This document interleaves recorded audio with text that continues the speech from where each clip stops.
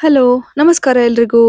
7 days 7 varieties of pulao ಸೀರೀಸ್ನಲ್ಲಿ ಇವತ್ತು first day restaurant style matar pulao ಅದ್ರ ಜೊತೆಗೆ ಆಲೂ ಗ್ರೇವಿ ಹೇಗೆ ಮಾಡೋದು ಅಂತ ಹೇಳಿ ತೋರಿಸ್ಕೊಡ್ತಾ ಇದ್ದೀನಿ.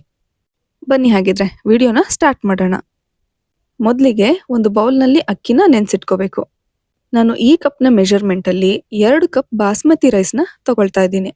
ನೀವು ಯಾವ ಕಪ್ಪಲ್ಲಿ ಅಕ್ಕಿನ ತಗೊಂಡಿರ್ತೀರೋ ಅದೇ ಕಪ್ನಲ್ಲಿ ನೀರನ್ನು ಮೆಜರ್ ಮಾಡಿ ಹಾಕೋಬೇಕಾಗುತ್ತೆ. ಅಕ್ಕಿನ ನೀರ್ ತಿಳಿಯಾಗೋವರೆಗೂ ಒಂದ್ 2-3 ಸತಿ ಚೆನ್ನಾಗಿ ತೊಳೆದು ನೀರಲ್ಲಿ ಒಂದ್ 20 ನಿಮಿಷ ನೆನೆಯಕ್ ಬಿಡ್ಬೇಕು.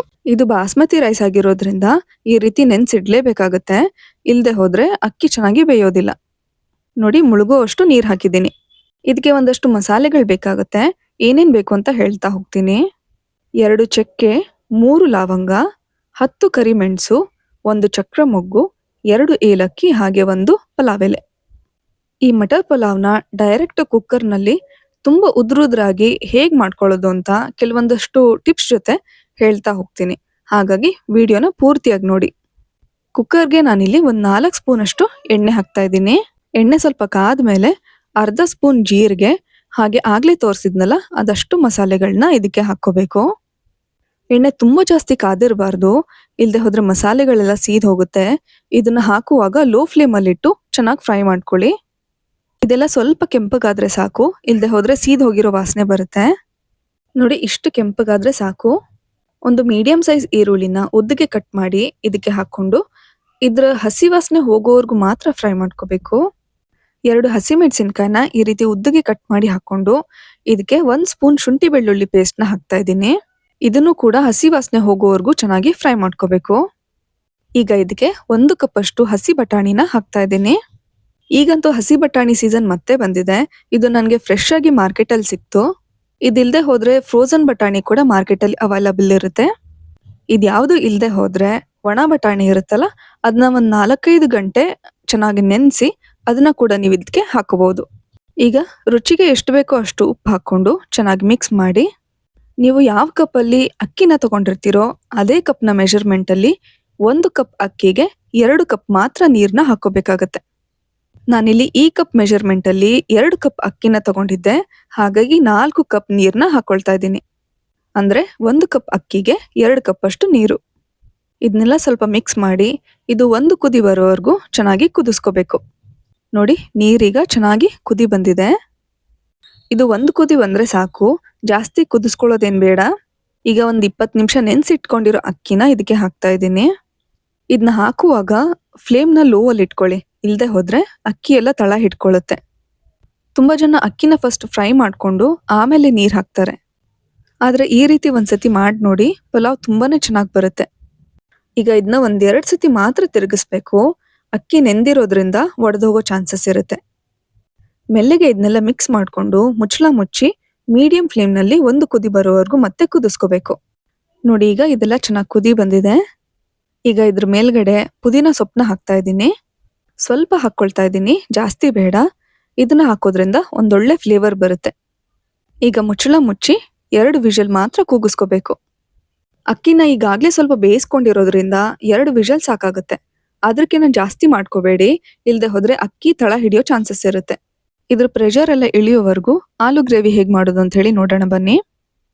ಒಂದು ಪ್ಯಾನ್ ನಲ್ಲಿ 3 ಸ್ಪೂನ್ ಎಣ್ಣೆ ಹಾಕಿ, ಎಣ್ಣೆ ಸ್ವಲ್ಪ ಕಾದ್ಮೇಲೆ ಅರ್ಧ ಸ್ಪೂನ್ ಜೀರಿಗೆ, 2 ಪೀಸ್ ಚಕ್ಕೆ, 4 ಲವಂಗ, 1 ಪಲಾವ್ ಎಲೆ ಹಾಕಿ ಲೋ ಫ್ಲೇಮ್ನಲ್ಲಿ ಕೆಂಪುಗಾಗೋವರೆಗೂ ಫ್ರೈ ಮಾಡ್ಕೋಬೇಕು. ಮಟರ್ ಪಲಾವ್ ಸ್ವಲ್ಪ ಲೈಟ್ ಆಗಿರೋದ್ರಿಂದ ಸೈಡ್ಗೆ ಯಾವ್ದಾದ್ರು ಒಂದು ಗ್ರೇವಿ ಇದ್ರೆ ತುಂಬಾ ಚೆನ್ನಾಗಿರುತ್ತೆ. ಈಗ ಸಣ್ಣದಾಗಿ ಹೆಚ್ಕೊಂಡಿರೋ 2 ಮೀಡಿಯಂ ಸೈಜ್ ಈರುಳ್ಳಿ, ಹಾಗೆ 2 ಹಸಿಮೆಣಸಿನ್ಕಾಯಿನ ಸಣ್ಣದಾಗಿ ಹೆಚ್ಕೊಂಡು ಹಾಕೊಂಡು ಈರುಳ್ಳಿ ಎಲ್ಲ ಗೋಲ್ಡನ್ ಬ್ರೌನ್ ಆಗೋವರೆಗೂ ಫ್ರೈ ಮಾಡ್ಕೋಬೇಕು.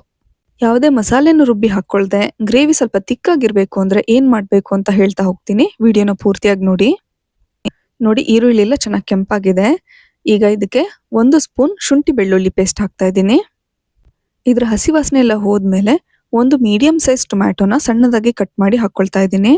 ಇದನ್ನ ಸ್ವಲ್ಪ ಮಿಕ್ಸ್ ಮಾಡಿ ಫ್ಲೇಮ್ನ ಲೋ ಅಲ್ಲಿಟ್ಟು 1/4 ಸ್ಪೂನ್ ಅರಿಶಿನ ಪುಡಿ, 1 ಸ್ಪೂನ್ ಖಾರದ ಪುಡಿ, ಅರ್ಧ ಸ್ಪೂನ್ ಧನಿಯಾ ಪುಡಿ, ಅರ್ಧ ಸ್ಪೂನ್ ಜೀರಿಗೆ ಪುಡಿ, 1 ಸ್ಪೂನ್ ಕಡಲೆ ಹಿಟ್ಟು, ರುಚಿಗೆ ತಕ್ಕಷ್ಟು ಉಪ್ಪು ಹಾಕಿ ಚೆನ್ನಾಗಿ ಕಲಿಸ್ಕೋಬೇಕು.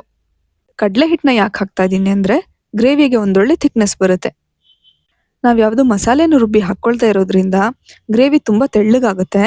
ಅದಕ್ಕೋಸ್ಕರ ಕಡಲೆ ಹಿಟ್ಟನ್ನ ಹಾಕ್ಕೊಳ್ತಾ ಇದ್ದೀನಿ. ಈಗ ಈ ಮಸಾಲೆ ಎಲ್ಲ ಸೀದ್ ಹೋಗಬಾರ್ದು ಅಂತ ಸ್ವಲ್ಪನೇ ಸ್ವಲ್ಪ ನೀರು ಹಾಕಿ ಟೊಮ್ಯಾಟೊ ಎಲ್ಲ ತುಂಬ ಸಾಫ್ಟ್ ಆಗೋವರೆಗೂ ಬೇಯಿಸ್ಕೋಬೇಕು. ಈ ರೀತಿ ಮಾಡಿದ್ರೆ ಯಾವುದೋ ಮಸಾಲೆ ರುಬ್ಬಿ ಹಾಕೊಳ್ಳೋ ಅವಶ್ಯಕತೆ ಇರೋದಿಲ್ಲ. ನೋಡಿ, ಮುಚ್ಚಳ ಮುಚ್ಚಿ ಮೀಡಿಯಂ ಫ್ಲೇಮ್ನಲ್ಲಿ ಇದನ್ನ ಬೇಯಕ್ಕೆ ಬಿಡಬೇಕು. 1-2 ನಿಮಿಷ ಚೆನ್ನಾಗಿ ಬೆಂದ ಮೇಲೆ ಟೊಮ್ಯಾಟೊನ ಈ ರೀತಿ ಮ್ಯಾಶ್ ಮಾಡ್ಕೋಬೇಕು. ಮೊದಲೇ 3 ಆಲೂಗೆಡ್ಡೆನ ಸಿಪ್ಪೆ ತೆಗೆದು ಈ ಥರ ಕಟ್ ಮಾಡಿ ಇದು ಕಪ್ಪಾಗಬಾರ್ದು ಅಂತ ನೀರಲ್ಲಿ ನೆನೆಸಿ ಇಟ್ಕೊಂಡಿದ್ದೀನಿ. ಆಲೂಗೆಡ್ಡೆ ಬದಲು ಸೋಯಾ ಚಂಕ್ಸ್ ಕೂಡ ನೀವು ಇದಕ್ಕೆ ಹಾಕೋಬಹುದು. ಅದನ್ನು ತುಂಬಾನೇ ಚೆನ್ನಾಗಿರುತ್ತೆ. ಮಸಾಲೆನೆಲ್ಲ ಚೆನ್ನಾಗಿ ಕೋಟ್ ಮಾಡಿ ನೀರು ಹಾಕದೆ ಮುಚ್ಚಳ ಮುಚ್ಚಿ 1-2 ನಿಮಿಷ ಇದನ್ನ ಬೇಯಕ್ಕೆ ಬಿಡಬೇಕು.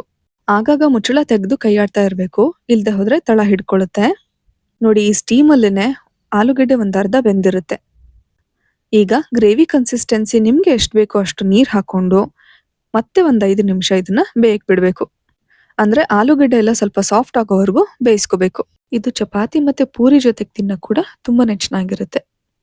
5 ನಿಮಿಷ ಆದ್ಮೇಲೆ ಲಿಡ್ನ ಓಪನ್ ಮಾಡಿ ತೋರಿಸ್ತಾ ಇದ್ದೀನಿ. ನೋಡಿ, ಆಲೂಗೆಡ್ಡೆ ಎಷ್ಟು ಚೆನ್ನಾಗಿ ಬೆಂದಿದೆ ಅಂತ.